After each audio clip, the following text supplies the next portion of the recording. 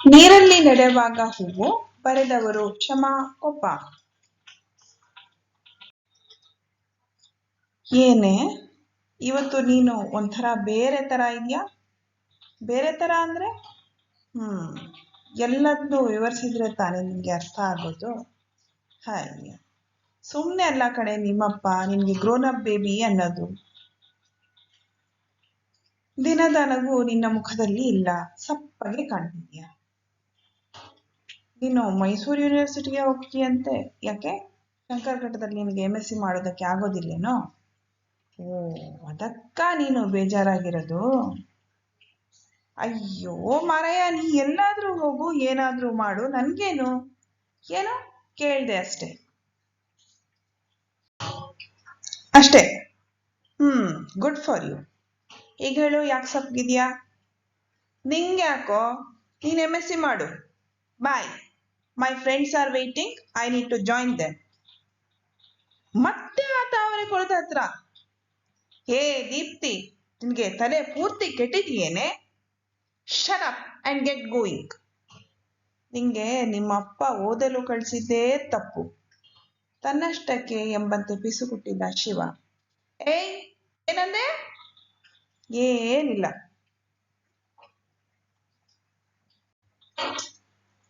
ಬೆಳಿಗ್ಗೆ ನಡೆದ ಘಟನೆಯನ್ನು ದಿಂಬಿಗೊರಗಿ ಶಿವ ಯೋಚಿಸುತ್ತಿದ್ದ. ಇತ್ತೀಚೆಗೆ ದೀಪ್ತಿಯ ನಡವಳಿಕೆ ಅವನಿಗೆ ವಿಚಿತ್ರವಾಗಿ ಕಾಣುತ್ತಿತ್ತು. ಇತ್ತ ಮಳೆಯೋ ಅತ್ತ ಬಿಸಿಲೋ ತಿಳಿಯಗೊಡದಂತೆ ಮೋಡಗಳು ಚೆಲ್ಲಾಡುವಂತೆ ದೀಪ್ತಿ ಅವನೊಂದಿಗೆ ವರ್ತಿಸುತ್ತಿದ್ದಳು. ಬಾಲ್ಯದ ಗೆಳತಿ, ಯಾವಾಗಲೂ ಅತ್ಯಂತ ಸರಳ ನಡೆಯ ಸ್ನೇಹಿತೆಯ ವರ್ತನೆ ಅವನಿಗೆ ಬಹಳ ನೋಯಿಸುತ್ತಿತ್ತು. ಅಷ್ಟರಲ್ಲಿ ಅವನ ಮಗ್ಗಲಿನ ಮೊಬೈಲ್ನಲ್ಲಿ ಮೆಸೇಜ್ ಸದ್ದು ಕೇಳಿಸಿತು. ಮೆಸೇಜ್ ಚೆಕ್ ಮಾಡಿ ಒಂದು ಮೆಸೇಜ್ ದೀಪ್ತಿಗೆ ಟೈಪ್ ಮಾಡಿದ. ನಿನಗಿಷ್ಟ ಇಲ್ಲ ಅಂದ್ರೆ ಹೇಳ್ಬೇಡ, but if you are comfortable with me, tell me why were you sad in the morning. No, it's not that important. ಆ ಕಡೆಯಿಂದ ಮೆಸೇಜ್. ಶಿವ ಏನು ಕೇಳಿದರೂ ಯಾವ ಪ್ರಯೋಜನವಿಲ್ಲ ಎಂದುಕೊಳ್ಳುತ್ತಾ ತನ್ನಷ್ಟಕ್ಕಿದ್ದು ಬಿಟ್ಟ. ಜೊತೆಗೆ ಇನ್ನು ಮುಂದೆ ದೀಪ್ತಿಯ ಸಹವಾಸಕ್ಕೆ ಹೋಗದೆ ತಾನಾಯಿತು ತನ್ನ ಪಾಡಾಯಿತು ಎಂಬಂತಿರಬೇಕು ಎಂದುಕೊಂಡ. ದಿನಗಳು ಉರುಳಿದವು. ಶಿವ, ಆಸ್ತಿ ತೆರಿಗೆಯ ಸೆಲ್ಫ್ ಅಸೆಸ್ಮೆಂಟ್ ಅರ್ಜಿಗಳನ್ನು ರಾಘವೇಂದ್ರ ಭಟರ ಮನೆಯಲ್ಲಿ ಕೊಟ್ಟಿದ್ದೀನಿ, ಹೋಗಿ ತಗೊಂಡ್ ಬಾರೋ. ಶಿವನ ತಂದೆ ಅವನಿಗೆ ಹೇಳಿದ ಧಾಟಿ ಹೋಗದೆ ಬೇರೆ ಆಯ್ಕೆ ಇಲ್ಲ ಎಂಬಂತಿತ್ತು. ದೀಪ್ತಿ ಮನೆಗೆ ಹೋಗೋದೆ? ಹೋಗ್ತೀನಿ. ರಸ್ತೆಯಲ್ಲಿ ಎದುರು ಕಂಡ್ರು ಇತ್ತೀಚೆಗೆ ಕಾಣದಂತೆ ಓಡಾಡುತ್ತಾಳೆ. ತಲೆ ಎತ್ತಿ ಮಾತನಾಡಿದರೆ ಎಲ್ಲಿ ಟ್ಯಾಕ್ಸ್ ಬೀಳುತ್ತದೆಯೋ ಅನ್ನೋ ಹಾಗೆ ನನ್ನ ಅವಾಯ್ಡ್ ಮಾಡ್ತಾಳೆ. ಅವಳೇನಾದರೂ ಅವರ ಮನೆಯಲ್ಲಿ ಮುಂದೆ ಸಿಕ್ಕರೆ? ಮನ ಯೋಚನೆಯಲ್ಲಿ ಮುಳುಗಿತು.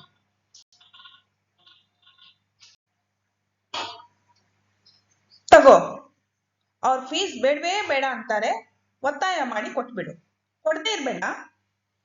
ಶ್ರೀನಿವಾಸರಾಯರು ಮಗನ ಕಿಸೆಯಲ್ಲಿ ಹಣ ತುರುಕಿದರು. ಶಿವ ಬೇರೆ ದಾರಿ ಇಲ್ಲದೆ ಮನಸ್ಸಿಲ್ಲದಿದ್ದರೂ ದೀಪ್ತಿಯ ಮನೆ ಕಡೆಗೆ ಹೊರಟ. ಬಾಗಿಲ ಹತ್ತಿರ ಹೋಗಿ ಬೆಲ್ ಮಾಡಿದ. ಯಾರು ನೋಡೆ? ದೀಪ್ತಿಯ ಅಮ್ಮನ ಧ್ವನಿ. ನೋಡ್ತೀನಮ್ಮ. ಏನೋ ಹೊರಗಡೆ ನಿಂತಿದ್ಯಾ? ಒಳಗಡೆ ಬಾ. ಆತ್ಮೀಯರಂತೆ ಕರೆಯುವುದನ್ನು ನೋಡಿ ಶಿವನಿಗೆ ಸಿಟ್ಟು ಬಂತು. ನಿಮ್ಮ ಅಪ್ಪನ ಹತ್ರ ಕೆಲಸ ಇತ್ತು, ಅಪ್ಪ ತೋಟದಲ್ಲಿದ್ದಾರೆ. ಹೋ ಶಿವು, ಏನೇ ಬಾಗ್ಲಿಂದಾನೆ ಕಳಿಸ್ತೀಯಾನೆ ಅವನಿಗೆ? ದೀಪ್ತಿಯ ಅಮ್ಮನ ಆತ್ಮೀಯ ವಿಚಾರಣೆ. ಅಮ್ಮ, ನಿನ್ನ ಮಾತಾಡ್ಸಕ್ ಬಂದಿಲ್ವಮ್ಮ ಅವನು, ಅಪ್ಪ ಬೇಕಂತೆ. ಅತ್ಯಂತ ನಾಟಕೀಯವಾದ ದೀಪ್ತಿಯ ಧ್ವನಿ, ಅವಳ ನಡವಳಿಕೆಗೆ ಶಿವ ಬೆಪ್ಪಗಾದ. ಏನ್ ಹಾಗಾಡ್ತೀಯ? ಕರೆದು ಬಾ ಅಪ್ಪನ್ನ ತೋಟದಿಂದ. ಈಗಷ್ಟೇ ಹೋಗಿದ್ದಾರೆ, ಬರಲ್ಲ. ಇರ್ಲಿ ಚಿಕ್ಕಮ್ಮ, ನಾನೇ ನೋಡ್ತೀನಿ. ಅಮ್ಮ, ನಾನು ಹೋಗ್ತೀನಿ, ಅವನಿಗೆ ಗೊತ್ತಾಗಲ್ಲ. ದೀಪ್ತಿ ಮತ್ತು ಶಿವ ಇಬ್ಬರು ಒಟ್ಟಿಗೆ ಹೊರಟರು. ಒಂದಷ್ಟು ಹೊತ್ತು ಮೌನವಾಗಿದ್ದ ದೀಪ್ತಿ ಯಾವಾಗ್ಲೂ ಹೊರಡೋದು ಮತ್ತೆ ಎಂದಳು. ಶಿವನಿಗೆ ಅವಳೇನು ಕೇಳಿದಳು ಅರ್ಥವಾಯಿತು. ಅಡ್ಮಿಷನ್ ಆಗಿ 1 ವಾರ ಹಾಸ್ಟೆಲ್ ಇದ್ದು ಬಂದೆ.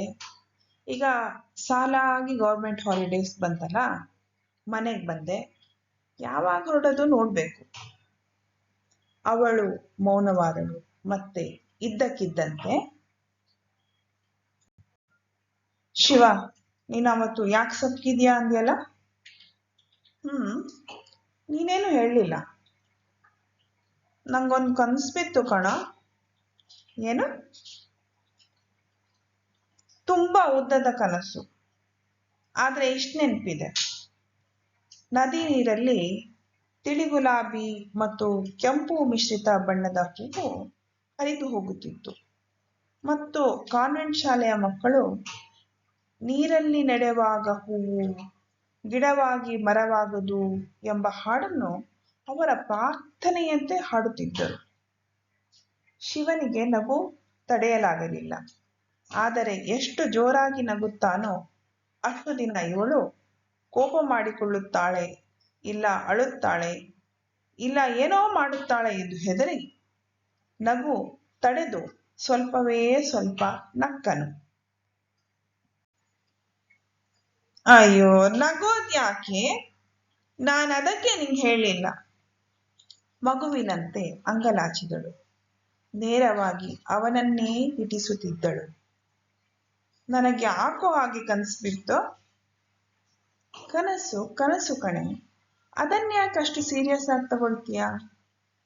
ನಂಗೆ ಗೊತ್ತಿತ್ತು ನೀನು ಹೀಗೆ ಏನಾದ್ರೂ ಹೇಳಿ ನನ್ನ ಗೇಲಿ ಮಾಡ್ತೀಯಾ ಅಂತ.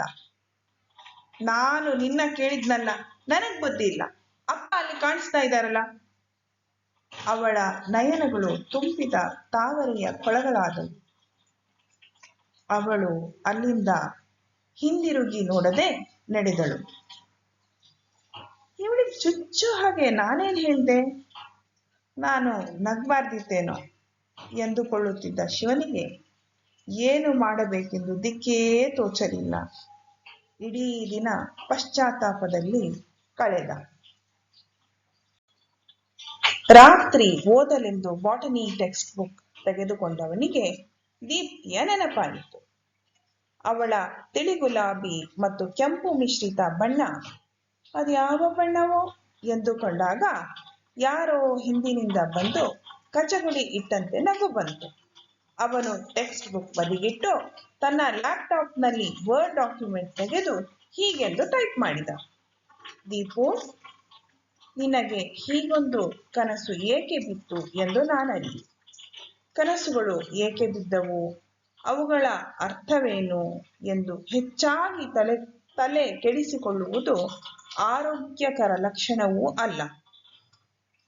ನನ್ನ ಮಾತು ನಿನಗೆ ಕಹಿ ಎನಿಸುತ್ತದೆಂದು ನನಗೆ ಗೊತ್ತು. ಆದರೂ ನೀನು ಕೇಳಿದ್ದೀಯಾ? ತಿಳಿದಷ್ಟು ಹೇಳುವುದು ನನ್ನ ಕರ್ತವ್ಯ ಎಂದು ವಿಮರ್ಶಿಸಿ ನುಡಿಯುತ್ತೇನೆ. ಜಲ ಚಂಚಲತೆಯ ರೂಪಕ. ಆದರೆ ನೀನು ನದಿ ನೀರನ್ನು ಕಂಡಿರುವುದರಿಂದ ಆ ಚಂಚಲತೆಗೊಂದು ದಿಕ್ಕಿದೆ. ತುಂಬು ಚಟುವಟಿಕೆಯಿಂದ ಕೂಡಿ ಅದು ಚಾಲನೆಯಲ್ಲಿಯೂ ಇದೆ.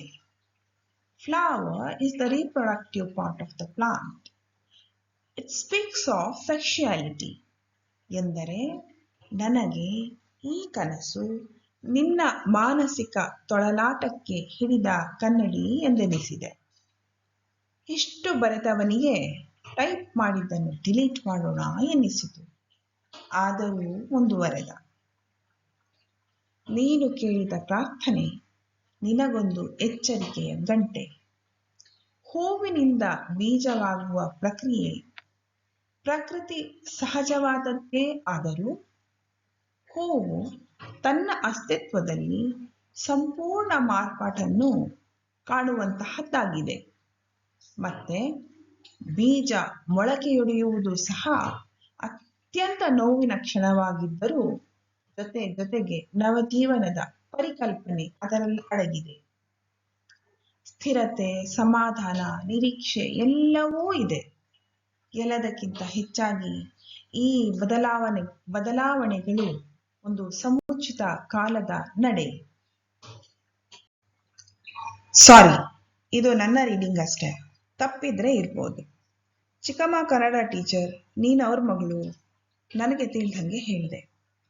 ಬೇಗ ಕಂಟ್ರೋಲ್ ಎ ಒತ್ತಿ, ಕಂಟ್ರೋಲ್ ಸಿ ಒತ್ತಿ, ಲ್ಯಾಪ್ಟಾಪ್ನ ವಾಟ್ಸ್ಆ್ಯಪ್ನಲ್ಲಿ ಕಂಟ್ರೋಲ್ ವಿ ಒತ್ತಿ ಪೇಸ್ಟ್ ಮಾಡಿ ಪೋಸ್ಟ್ ಮಾಡಿದ.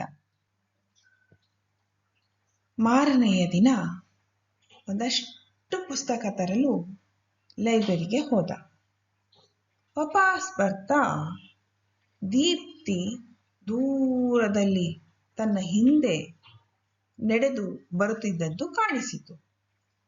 ನಿಧಾನವಾಗಿ ಹೋಗುತ್ತಿದ್ದವನು ಇನ್ನು ನನ್ನ ಮುಂದೆಯಿಂದ ಅಪರಿಚಿತನನ್ನು ಭೇಟಿಯಾಗುವಂತೆ ನಟಿಸಿ ಹಾದು ಹೋಗುತ್ತಾಳೆ ಎಂದೆನಿಸಿ ಅವಳು ಬರುವುದಕ್ಕಿಂತ ಮುಂಚೆಯೇ ಜಾಗ ಖಾಲಿ ಮಾಡೋಣ ಎಂದು ದಾಪುಗಾಲಿಕ್ಕಿ ನಡೆಯತೊಡಗಿದ.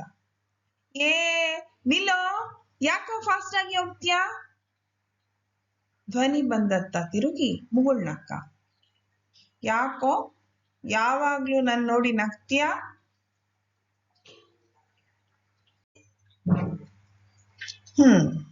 ಇದು ನನ್ನದೇ ತಪ್ಪು, ಮನಸ್ಸಿನಲ್ಲಿ ಅಂದುಕೊಂಡು ಉತ್ತರ ಕೊಡುವ ಗೋಜಿಗೆ ಹೋಗದೆ, ಏನಿದು ಎಂಡಮೂರಿ ವೀರೇಂದ್ರನಾಥ್ರವರ ಬೆಳದಿಂಗಳ ಬಾಲೆ, ತೇಜಸ್ವಿಯವರ ಸಹಜ ಕೃಷಿ, ಮಧ್ಯದಲ್ಲಿ ಪಟ್ಟಿಯನ್ನು ಮುಂದುವರಿಸಗೊಡದ ದೀಪ್ತಿ, ಮತ್ತೆ ನಿನ್ನಾಗೆ ಯಾವಾಗಲೂ ಸಬ್ಜೆಕ್ಟ್ನಲ್ಲಿ ಮುಳುಗಿರ್ಬೇಕಾ?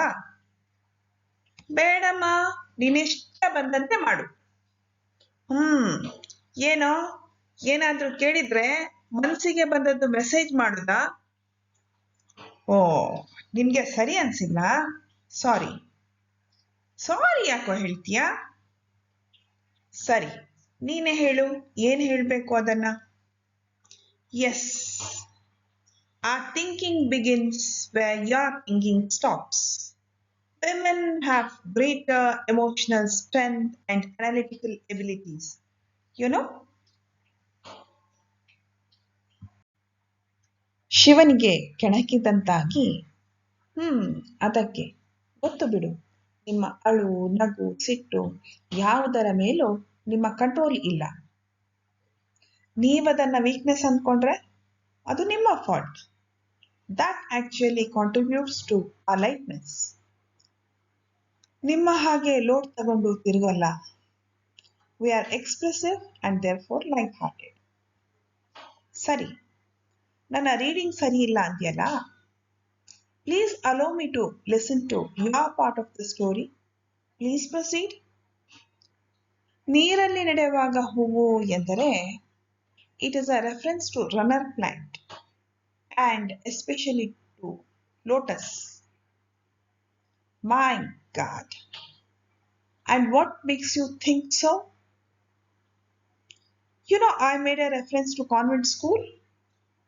So, ಆ ಶಾಲೆ ನಡೆಸುವವರು sisters and fathers. Say it clearly. I don't understand.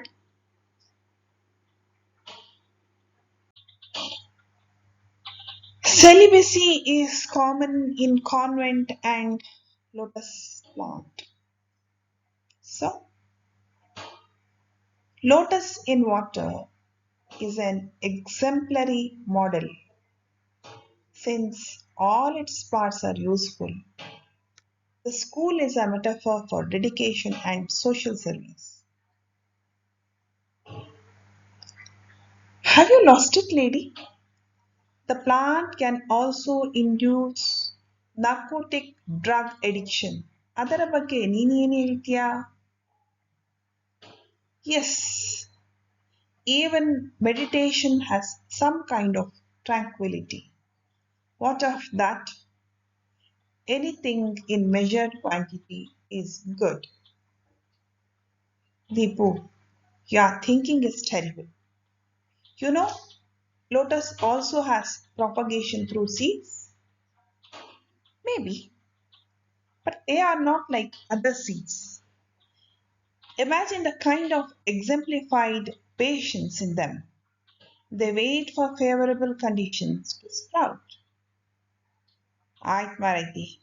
You cook your things up by yourself.